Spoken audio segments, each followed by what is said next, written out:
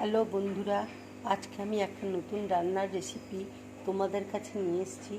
বেসনের বড়া পোস্ত। দেখো, বেসনের বড়া পোস্ত করতে আমার কী কী লাগছে।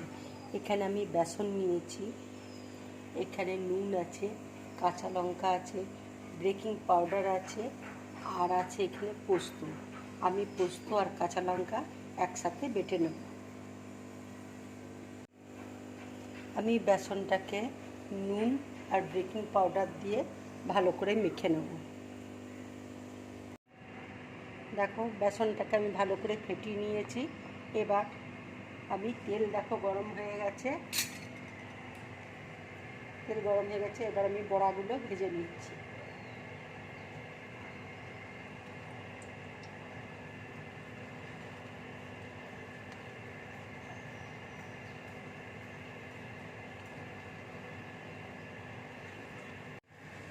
দেখো, বড়াটা ভাজা হয়ে গেছে।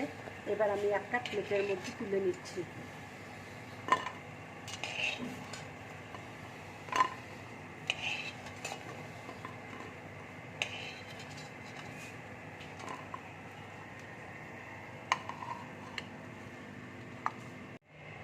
এবার তেলের মধ্যে আমি শুকনো লঙ্কা ফোড়ন দিচ্ছি।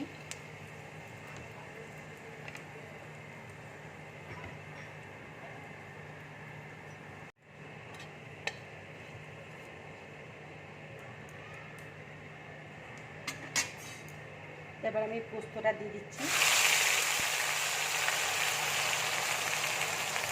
এবার একটু জল দিয়ে দিচ্ছি।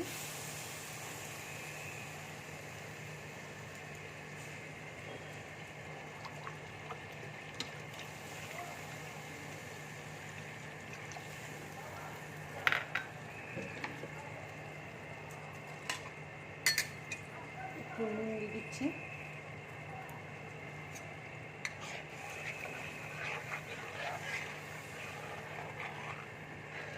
পোস্তটা একটু ফুটে গেলে আমি বড়াগুলো দিয়ে দেবো।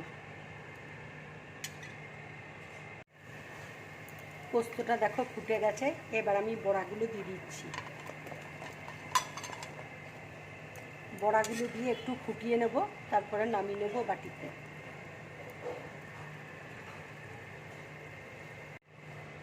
দেখো, পোস্তটা আমার হয়ে গেছে। এটা একটু ঝোলা ঝোলা নামাবে, কেননা না হলে বেসনে টেনে নেবে জলটা। এবার আমি গ্যাসটা অফ করে দিচ্ছি। এবার বাটির মধ্যে ঢেলে দেব। যারা নতুন রান্না শিখছো তারা এইভাবে বেসনের বড়া পোস্ত করবে, আর গরম ভাতের সাথে খাবে, খুব ভালো লাগবে তোমাদের। যদি আমার রান্নাটা ভালো লাগে, লাইক করবে, শেয়ার করবে, আর ড্রিম ব্লগ চ্যানেলটাকে সাবস্ক্রাইব করবে। নমস্কার।